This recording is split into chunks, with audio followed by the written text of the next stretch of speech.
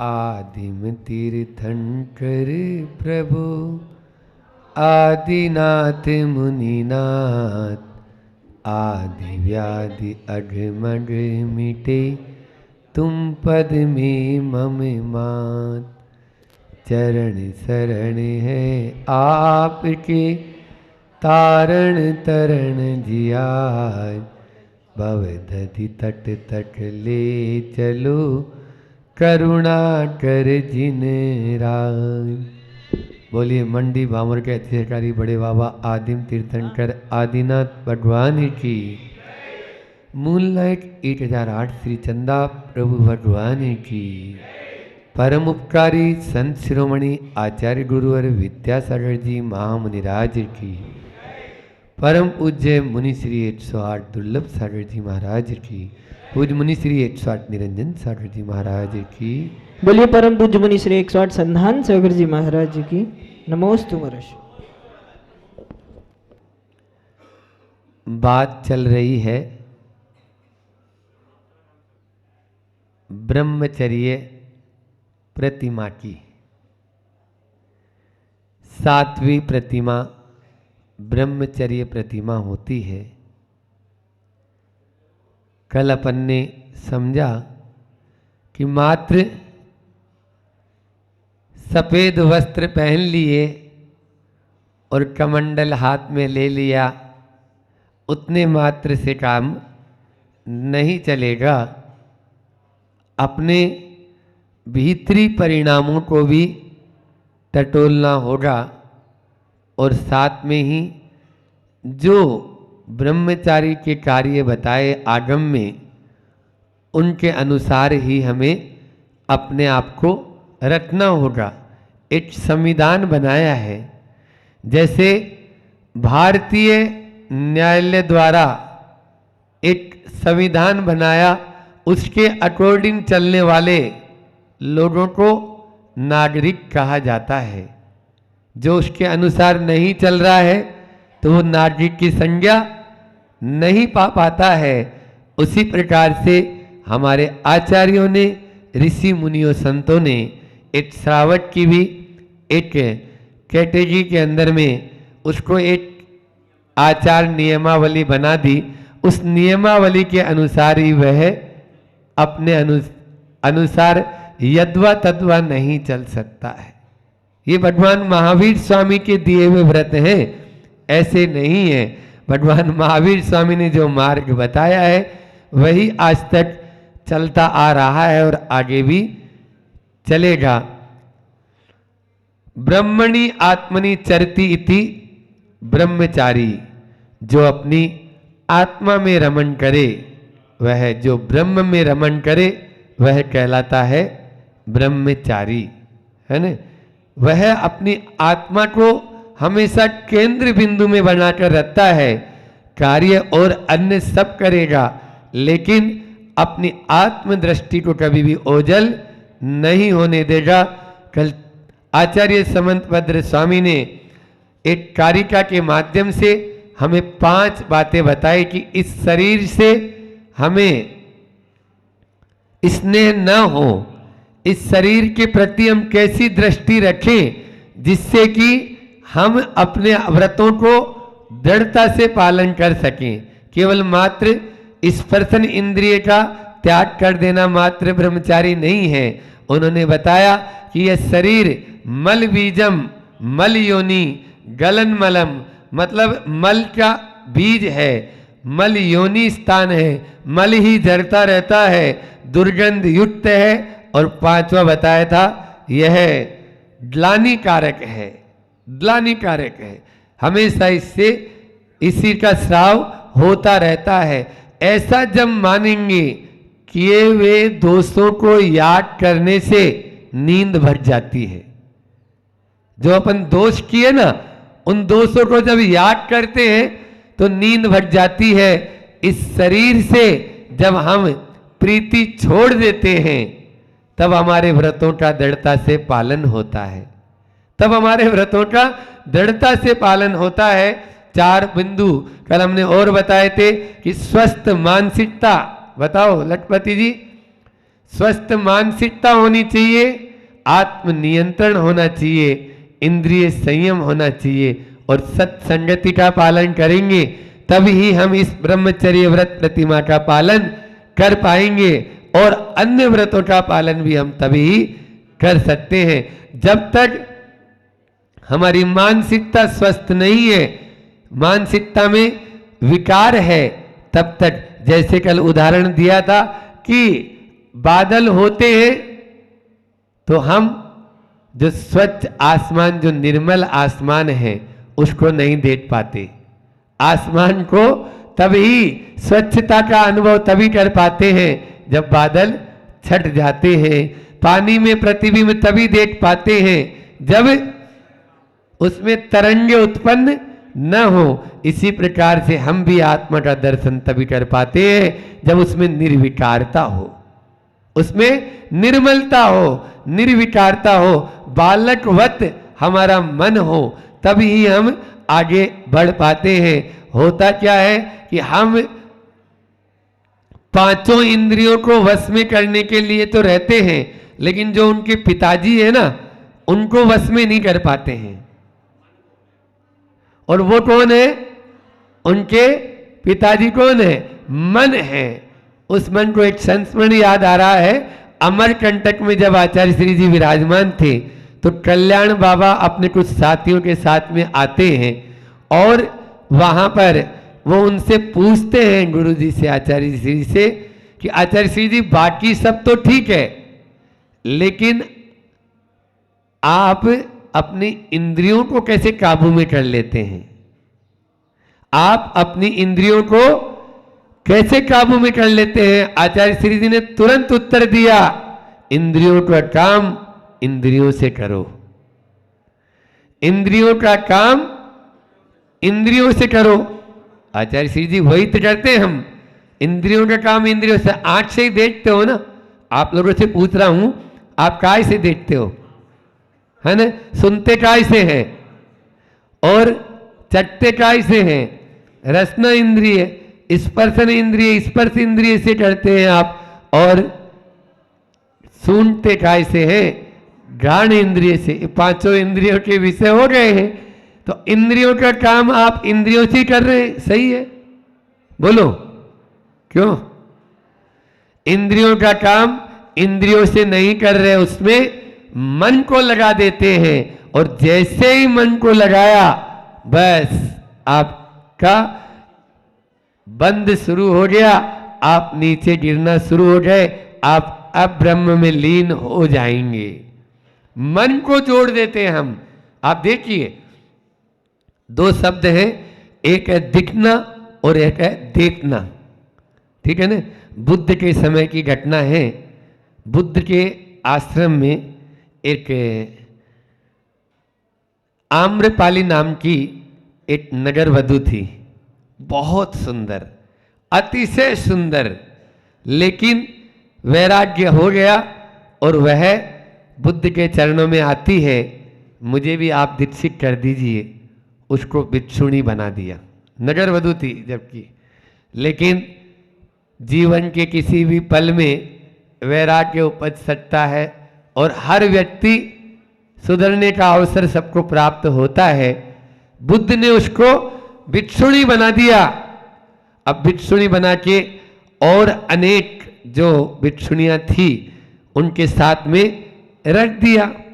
इधर यहाँ पर जो अपना जो समुदाय था उसमें कड़कते हुए बोलते हैं, ध्यान रखना, खबरदार, कोई भी उसको देखेगा नहीं, कोई भी उसको देखेगा नहीं। अब आदेश तो पारित हो गया, बोलने की बात तो बहुत दूर है, उसके साथ में देखेगा भी नहीं उसको। एक दिन ऐसा हुआ, उसको प्रायश्चित आदि लेने के लिए बुद्ध के पास में आना था।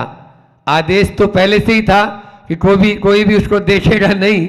उनके संग में एक आनंद नाम के भिक्षुक थे जो वरिष्ठ, ज्येष्ठ और श्रेष्ठ थे। तो कुछ लोगों ने कहा कि महाराज यदि वो आ रही है और यदि दिख जाए तो क्या करेंगे? दिख जाए तो क्या होगा? बोले सुनो, देखना नहीं है, दिखना अलग बात है और देखना अलग बात है। आप चला के उत्सुक होकर देखेंगे तब आपके मन में कालापन है और दिख रहा है। रोड पे चलते हैं, गाड़ी ड्राइव करते हुए हजारों लोग आते जाते मिलते हैं, कोई से मतलब रहता है क्या? बोलो, कौन सी दुकान गई, कौन गया, क्या गया, कुछ भी मतलब नहीं रहता है। हमें अपने लक्ष्य की ओर ध्यान रहता है कि हमें वहां पर पहुंचना है। इसी प्रकार से हमें भी अपने जीवन में यदि उस ब्रह्मचर्य का पालन करना है तो देखना नहीं। वहां पर भी तत्वार सूत्र में चले अपन, आचार्य उमा स्वामी महाराज जी के चरणों में जब बैठते हैं तो वो एक ही बात बोलते हैं, प्रमत्त योगात। हर चीज में, पांचों पापों में प्रमत्त योगात उन्होंने कहा, प्रमाद के योग से, है न? हाँ, चाहे आप वो अदत्ता दानम स्तेम में लगाओ, चाहे वो हिंसा में लगाओ, चाहे कुशील में लगाओ, मैथुन ब्रह्म में लगाओ, है न, परिग्रह में लगाओ, इन पांचों पापों में, चोरी में भी, तो ये भी, ये जो अपने लिए प्रमत्त योगात शब्द है उसके ऊपर ध्यान देना है। प्रमाद के योग से आप किसी को देखना चाह रहे हैं, इसका मतलब आपके मन में पाप है। देखो, जहां पर देखा तो कुछ नहीं है और आपने चला के देखा, दिख गया कोई बात नहीं, देखा मतलब वहां पे राग द्वेष हुए बिना रहेगा क्या? और राग द्वेष का मतलब ही तो अब्रह्म है। राग द्वेष का मतलब ही नीचे उतरना है, अपने पद से च्युत होना है, यही तो हमें यानी सीखना है। इसलिए आप इंद्रियों का काम इंद्रियों से करें, उसमें मन को शामिल न करें, तो आपको ब्रह्मचारी होने से कोई रोक नहीं पाएगा। ये जरूरी है और तभी हमारी स्वस्थ मानसिकता भी कहलाएगी, अन्यथा नहीं कहलाएगी। हम दूसरों के प्रति कैसा व्यवहार करते हैं ये भी हमारी मानसिकता पर निर्भर करता है। हम उनके प्रति कटुतापूर्ण व्यवहार करते हैं या सौहार्दपूर्ण व्यवहार करते हैं। सौहार्दपूर्ण व्यवहार करेंगे तो वो स्वस्थ मानसिकता का द्योतक है। होता क्या है, हमारा जिसके साथ में बन जाती है या जो हमारे लिए कुछ देता लेता रहता है तो उसके साथ तो अच्छा व्यवहार कर लेते हैं, और जिससे कोई प्रयोजन सिद्ध नहीं होता है उसके साथ में कैसा व्यवहार करते हैं? उसके साथ में खराब से खराब व्यवहार करना शुरू कर देते हैं। ये हमारी स्वस्थ मानसिकता का द्योतक नहीं है। आगे बताया, आचार्यों ने कहा है कि स्वस्थ मानसिकता तभी टिक पाएगी जब आप सही निर्णय लेंगे। सही निर्णय लेंगे, सही निर्णय लेंगे तो स्वस्थ मानसिकता रह पाएगी। जैसे हमारा निर्णय तो हम ले लेते हैं, निर्णय लेने में आलसी नहीं है, निर्णय लेने में आप लोग कर्मठ हैं। बोलो, लेकिन कौन से निर्णय लेने में कर्मठ हैं? संसार के निर्णय लेने में तो आप बहुत कर्मठ हैं, और पारमार्थिक निर्णय लेने में आप, अभी क्या जल्दी है महाराज जी, अभी थोड़ी कोई इतनी, अभी तो उम्र पड़ी है हमारी, और सांसारिक निर्णय लेना हो, क्यों पिक्चर देखने चलना है? हाउ? एक सेकंड भी किसी से नहीं पूछेंगे, ये है आपकी कर्मठता। ऐसे व्यक्ति की स्वस्थ मानसिकता रह पाएगी? नहीं रह पाएगी। जो पारमार्थिक निर्णय को लेने में जल्दी करेगा, कर्मठता रखेगा, वही जो है स्वस्थ मानसिकता का धनी कहलाएगा, अन्यथा वह स्वस्थ मानसिकता का धनी नहीं है। इसलिए आलसी भी बनो, किसमें? संसार के कार्यों में। एक दुआ आप लोगों ने सुना होगा, आप लोगों के मुझसे ही हमने सुना है कि काल करे सो आज कर, और आज करे सो अब, और पल में प्रलय होएगी, बहुरी करेगा कब। आप लोग कब करेंगे? काल करे सो आज और आज करे सो अब। तो एक समझदार व्यक्ति था, बामोरा का नहीं था, बाहर का था, ठीक है ना? क्योंकि भामर वाले नहीं बोलेंगे, हालांकि बाहर वाले भी बैठे यहाँ पर तो वो बोलता है कि हमने एक दुआ और सुना है कि आज करे सो काल कर और काल करे सो परसों, और इतनी जल्दी क्या है, अभी तो जीना बरसों, अभी तो बरसों जीना है। मैं कह रहा हूं ये दोनों दोए बिल्कुल सही है, आप बाहर वाले भी और भीतर वाले भी, दोनों दोए सही है। अच्छा काम करना हो तो पहले दोए को अपना लो, और बुरा काम करना हो तो बोलो बुरा काम करना, दूसरा दुआ भी अपने लिए तो अनुकरणीय है कि भाई कोई गलत काम है, किसी को गाली देने का भाव हुआ, आज करे सो काल कर, काल करे सो परसों, इतना जल्दी क्या है, अभी तो जीना बरसों। कोई गलत कार्य में आपका मन जा रहा है, कहीं भी कुछ यानी जो है किसी को कुछ भी मारना पीटने का काम है, तो ये अपना अभी नहीं करो। किसी को यानी जो है ना लड़ाई का कार्य है, अब रहने दो, अभी क्या है, अभी तो अपन थोड़ा देख लेते हैं शाम को। हमने कई बार प्रैक्टिकल करके देखा, अभी मुनि बनने के बाद में भी तुरंत कोई जवाब देना है, मान लीजिए किसी ने कुछ बोल दिया, अब दो बात उसको कहने की मन में इच्छा हो रही है, अंदर में उठता है, क्या बोलते हैं उसको, सपोकेशन, कि उसको जब तक नहीं बोलेंगे तब तक चैन नहीं पड़ेगी। तो अपन सोचते हैं चलो अभी नहीं, शाम को बोल देंगे। अभी क्या है कि आहार के पहले तो वैसे भी नहीं बोलना चाहिए, आहार में गड़बड़ हो जाता है फिर, तो इसलिए आहार के बाद बोल देंगे। वो बात ही आई गई हो जाती है, और यदि आती भी है मन में, सुनो ध्यान से, तो क्या होता है, परिणाम ही बदल जाते हैं, उस समय तक परिणाम ही बदल जाते हैं। अरे अब रहने तो दो, बोल के भी क्या कर लेंगे अपन, हाँ कोई उसका सार निकलने वाला है क्या, नहीं निकलने वाला है, हाँ तीव्रता कम हो जाती है, उसमें जो फोर्स है ना, वो कसाई का वेग जो है ना, आप समय को टाल दो, सबसे अच्छा, गुस्सा है, मान है, लोभ है, इन सबको थोड़ा सा समय को आप टाल दो। हमेशा देखो स्वभाव में रहना आपका एक तरह से प्रकृति है ना, प्रकृति का मतलब ही स्वभाव है। आप विभाव में ज्यादा देर नहीं रह पाएंगे, आप 24 घंटा गुस्सा नहीं कर पाएंगे, लेकिन 24 घंटा शांत रह सकते हो या नहीं, 24 घंटा अभिमान नहीं कर पाएंगे, लेकिन बिना मान के आप 24 घंटा रहते हैं, नहीं रह सकते। 24 घंटा क्या वर्षों रह सकते हैं, साधक रहते ही है। तो ये चीजें, तो स्वभाव में हम अधिक लंबे समय तक रह सकते हैं, लेकिन विभाव में हम गिर जाते हैं। इसी को बोलते हैं स्वस्थ मानसिकता। आपकी मानसिकता कैसी है, और ध्यान रखना, आपने अपने मन में यदि बुरा सोचा है तो आपके प्रति दूसरे के भी दुर्भाव होंगे।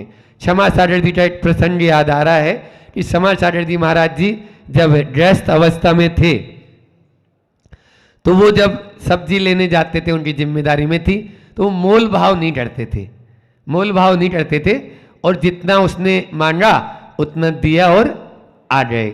अब एक दुकान से फिक्स थी, वो एक ठेले पे केले मिलते थे, और वो केले उसी ठेले वाले से लेते थे, ठीक है ना। तो वो मान लीजिए 1 रुपए के उस टाइम में 10 केले आते होंगे, तो 10 केले उस समय वो ले लेते थे। एक दिन 1 रुपए के 10 केले हुए, कुछ समय बाद में महंगाई हुई तो 8 हो गए, 8 हो गए, तो उनको 8 दिए, तो उन्होंने 8 ली और रख ली और चल दिए, ठीक है। अब बात आई गई हो गई, वो रोज जाते, केले अपने 8 दिए तो 8 ले लिए। एक दिन उसके ठेले वाले को लगा ये बच्चा रोज आता है, ये व्यक्ति, और भाव नहीं पूछता कभी भी, खाली 1 रुपया देता, अपन उसको जितने देते हैं 8 दिए तो 8 रख लेता है, 10 दिए तो 10 रख लेता है, कभी आज तक इसने नहीं पूछा कि भैया कितना दे रहे हो। और बाकी लोग आते हैं वो मोल भाव करते हैं। तो इसने क्या कर दिया, एक दिन उनको 10 केले देने लगे। अब वो जैसे हाथ में लिए तो पता तो लग ही जाता है, तो अभी बोले अभी तुरंत 1.25 रुपये मांगेंगे ये, तो बोले नहीं हमें 1 रुपये की चाहिए। बोले हाँ आपको 1 रुपये में ही हम इतने केले दे रहे हैं। क्या अर्थ हुआ, बोलो, कि ये अर्थ हुआ कि जो मोल भाव करता है वो ठगा जाता है, और जो मोल भाव नहीं करता वो कभी भी ठगाएगा नहीं। ये निश्चित रूप से ये है स्वस्थ मानसिकता का द्योतक। हम अपनी मानसिकता कैसी रखते हैं, दूसरे के प्रति अच्छी मानसिकता रखेंगे तो सामने वाला भी हमारे प्रति अच्छी मानसिकता रखेगा। यही तो ब्रह्मचर्य व्रत में हमें सीखना है।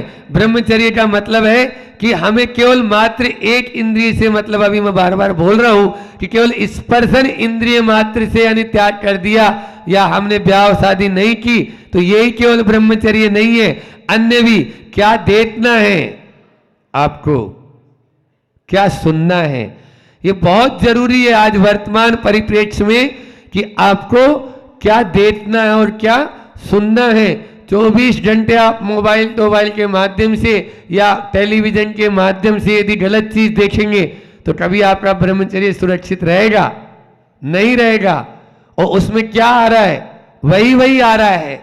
हाँ, अपने यहां तो आगम में आया कि खान पान की और वेशभूषा का भी ब्रह्मचर्य पर बहुत बड़ा प्रभाव पड़ता है। इसके अतिचारों में आता है, आप ज्यादा सस्ते संवरते हैं, बार बार दर्पण देखने की इच्छा होती है, बाल बनाते हैं, तेल उपटम लगा रहे हैं, ये सब अतिचार हैं, ब्रह्मचर्य के दोष हैं, ये अतिचार हैं। इसलिए ज्यादा सजना संवरना नहीं है। ये जो प्रतिमाधारी हो गया वो तो बिल्कुल ही नहीं है। और इसके पहले जब अणुव्रत की बात की थी वहां पर भी वो अपना खान पान इष्ट और गरिष्ठ से बचेगा। इष्ट और गरिष्ठ का मतलब जानते हैं? इष्ट का मतलब होता है जो आपको बहुत प्रिय हो, और गरिष्ठ का मतलब होता है जो पचने में दाल भापला और क्या बोलते हो आपके मालपुआ, ये सब गरिष्ठ है। ये हलवा, ये क्या है? अब बादाम का और हो जाए तो फिर कहना ही क्या, आटे की बजाय आटे का हलवा नहीं, बादाम का हलवा। हाँ, और उसमें काजू और ऊपर से 2-4 डाल दो, बोलो अब पचाओ, पचाएगा नहीं वो, अब तो दोष आना ही है। ये सब हमारे ब्रह्मचर्य व्रत में दोष लाने वाले हैं, इसलिए इनसे अपन को बचना है निश्चित रूप से। फिर अगला हमने बताया था, अंतिम कौन सा बताया था? फिर हमारे ध्यान उधर उधर दे रहे लखपति जी। अंतिम सत्संगति, सबसे अच्छी संगति कौन की है? देव शास्त्र और गुरु की संगति, जो केवल लॉन्ग लाइफ ही नहीं आफ्टर लाइफ भी है।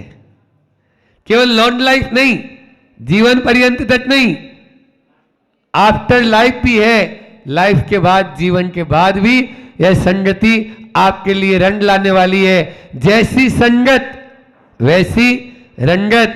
पानी एक है लेकिन उसके प्रभाव परिवर्तन अनेक है। वही जब धूल में गिर जाता है तो कीचड़ बन जाता है, वही जब नीम के पेड़ में चला जाता है तो कड़वा हो जाता है, और वही पानी आम के पेड़ में चले जाए तो मीठे मीठे आम देता है। सीप के मुख में चले जाए तो मोती बन जाता है, सर्प के मुख में चले जाए तो विष बन जाता है।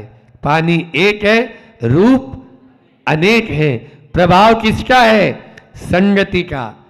जैसी संगत है वैसा ही हमारे ऊपर रंग चढ़ जाता है। इसलिए अपनी संगति, मित्र न हो, दोस्त न हो, काम चल जाएगा। क्योंकि हमारे आचार्यों ने कहा है, तेरे लिए हमने देव शास्त्र और गुरु दे रखे हैं, इनसे मित्रता रख। बस। दोस्त का मतलब जानते हो? दोस्त का मतलब होता है जिसमें से दो में से एक का अस्त हो जाए। दो अस्त मतलब दोनों मिलके एक में एक हो जाएं, जो हमें सन्मार्ग में लगाएं, उस आत्म तत्व की ओर लेके जाए, वही सच्चा मित्र और सच्चा दोस्त कहलाने का अधिकारी है। अन्यथा वह अधिकारी नहीं है। हाँ, मित्र तो बहुत सारे होंगे, लेकिन कब?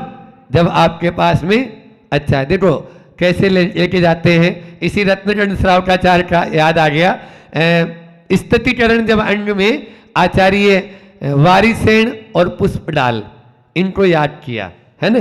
स्तुतिकरण अंग में एक कहानी आती है, इसमें रत्नचंद्र श्रावकाचार्य में बहुत अच्छी कहानी है, सुना देते हैं। सुना दे। अब आज तो टाइम ही है, अपन अकेले ही हैं।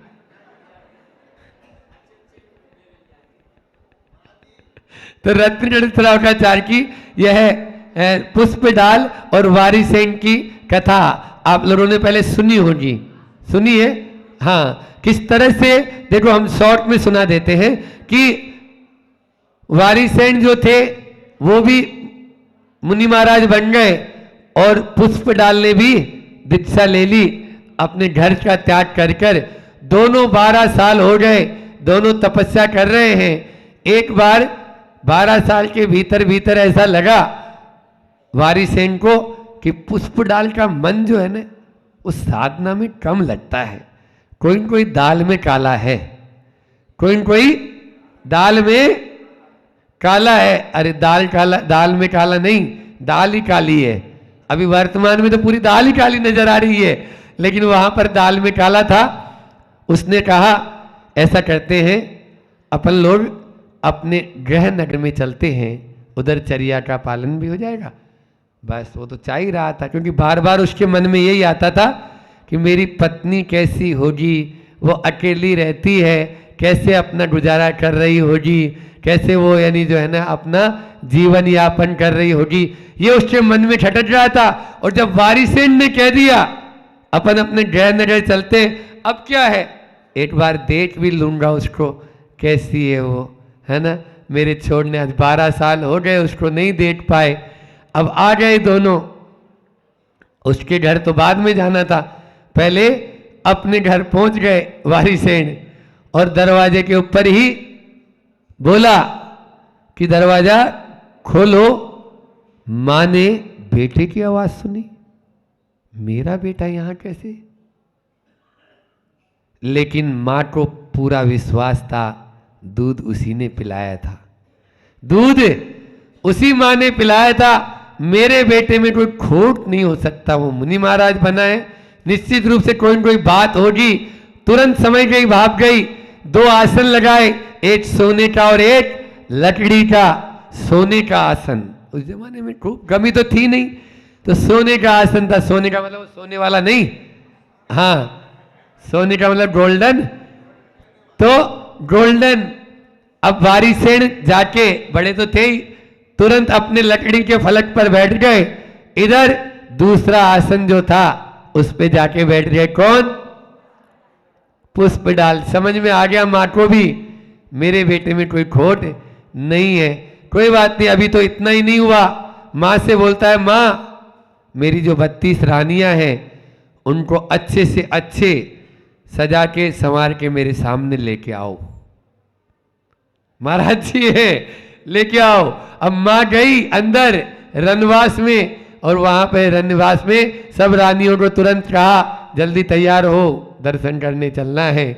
और सब रानियां एक के बाद एक, एक के बाद एक निकलती जा रही है, सच संवर के, एक से एक सुंदर है। जब सब चली गई दर्शन करके, तब पुष्प डाल को बोलते हैं वारिसेन धीरे से, इनमें जो भी पसंद हो ले लो, इनमें से जो भी पसंद हो, मेरा आदेश सब पालन करेगी। और 32 की 32 चाहते हो तो पूरी ले लो। वारिसेन अंदर ही अंदर में हिल गया, मेरे पास एक, वो भी इतनी सुंदर नहीं है जितनी सुंदर ये है। कहां पर मैं उसके पीछे लगा था, कहां मुझे रहना चाहिए था, आज समझ में उसको आ गया। इन्होंने आज तक कभी इनकी ओर ध्यान नहीं दिया। बस कुछ नहीं भगवान, हम दोनों वापस जंगल में चलते हैं, वहीं अपन साधना करेंगे। उसी पांव से तुरंत दोनों के दोनों लौट गए। ऐसा था स्तुतिकरण अंग में। यह बहुत प्रसिद्ध कथा है, प्राचीन आगमिक पौराणिक कथा है। इस कथा को हमें अपने जीवन में याद रखना चाहिए कि हम किस ओर अपना ध्यान लेके जा रहे हैं। एक अच्छा मित्र था तो वो बच गए। यदि वो मित्र भी मान लीजिए कोई दूसरा ऐसा ही होता या बीच मझधार में छोड़ देता उनको, तो उस साधु भी भटक सकता था। आज यही हो रहा है, आज यही हो रहा है। इसलिए अपने आप को सत्संगति में हमेशा लगाए रखो। दूसरा है सत् साहित्य, ये भी आपकी सबसे अच्छे मित्र हैं और सबसे अच्छी जिनवाणी। इससे अच्छा सत् साहित्य क्या होगा। इसलिए जिनवाणी को हमेशा अपना मित्र बना कर रखो, यही हमें ले जाएंगे।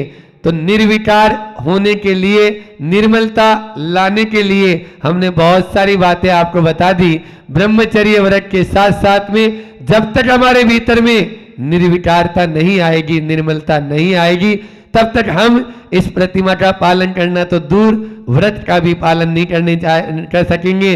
और व्रत का पालन भी दूर, अभी तो हम कह रहे हैं, है ना, आप लोग एक अच्छे इंसान भी नहीं बन पाएंगे। अभी जो वर्तमान में जो पशुता हावी हो गई है, उस पशुता से हमें पहले मानवता की ओर आना जरूरी है।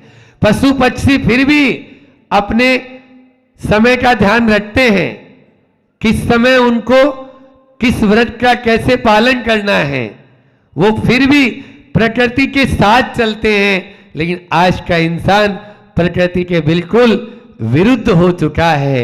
इसलिए प्रकृति के साथ चलेंगे तभी ही हम हिंसा से, झूठ से, चोरी से, कुशील से और परिग्रह पाप से बच पाएंगे, अन्यथा बचना संभव नहीं है। इच्छाओं पर नियंत्रण करने की कोशिश करें। वो आपने वो कहानी पढ़ी होगी, मिथास राजा था कि वो उसने इच्छा की मैं जिसको छूं सोना हो जाए, और उसको वो वरदान भी मिल गया, जिसको छुएंगे वो सोना हो जाएगा। वो भोजन को छुआ, सोना हो गया। वो पानी को छुआ, सोना हो गया।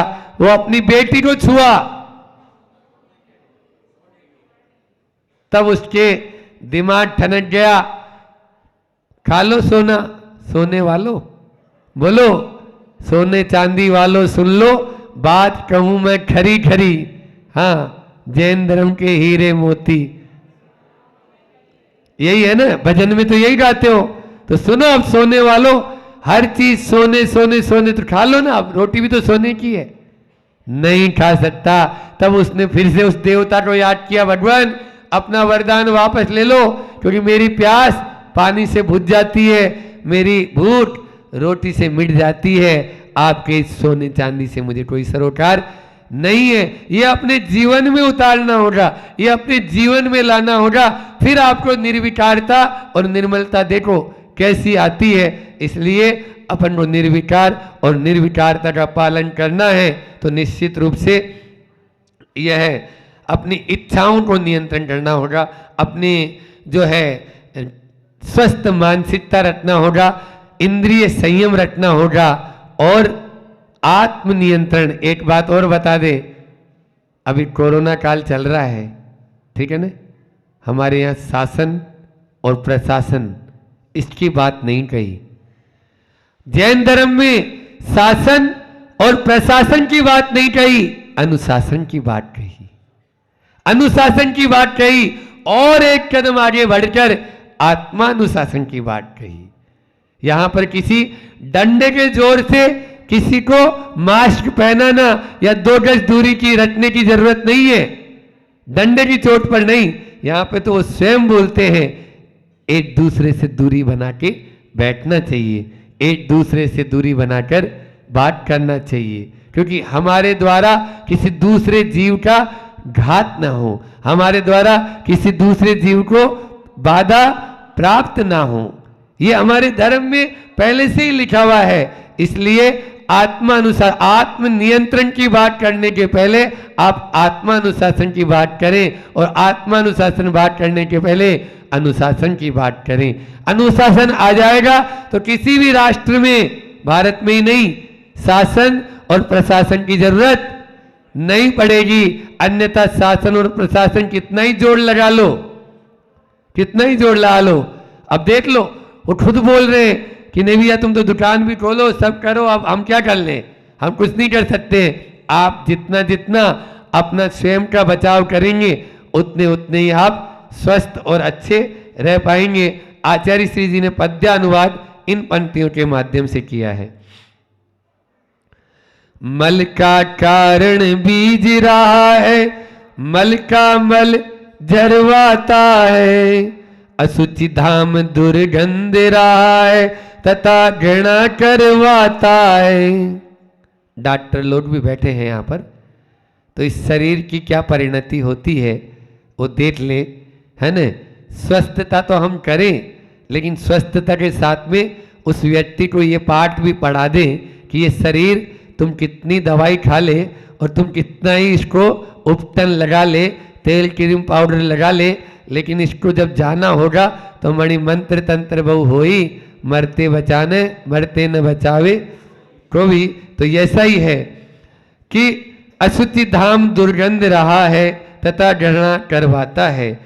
ऐसे तन को लख कर श्रावक मैथुन सेवन तजता है, वही ब्रह्मचारी कहलाता धर्म भाव बस भजता है। ब्रह्मचारी वही कहलाएगा जो ये जान लेगा कि ये हड्डी, सुन रहे हो, ध्यान से सुनो, ये हड्डी मैं यदि चबाऊंगा तो मेरे ही मसूड़े छिलने हैं, इसमें से रस नहीं आएगा, इसमें से रस नहीं आएगा, इस हड्डी में रस है ही नहीं। जैसे कुत्ता होता है तो उसी के मसूड़े छिल जाते हैं, वही खून उसके अंदर में जाता है, सोचता है इस हड्डी में रस है, रस नहीं है। जब छोड़ेगा उसके बाद जो वेदना होगी उसको वो स्वयं अनुभव कर लेता है।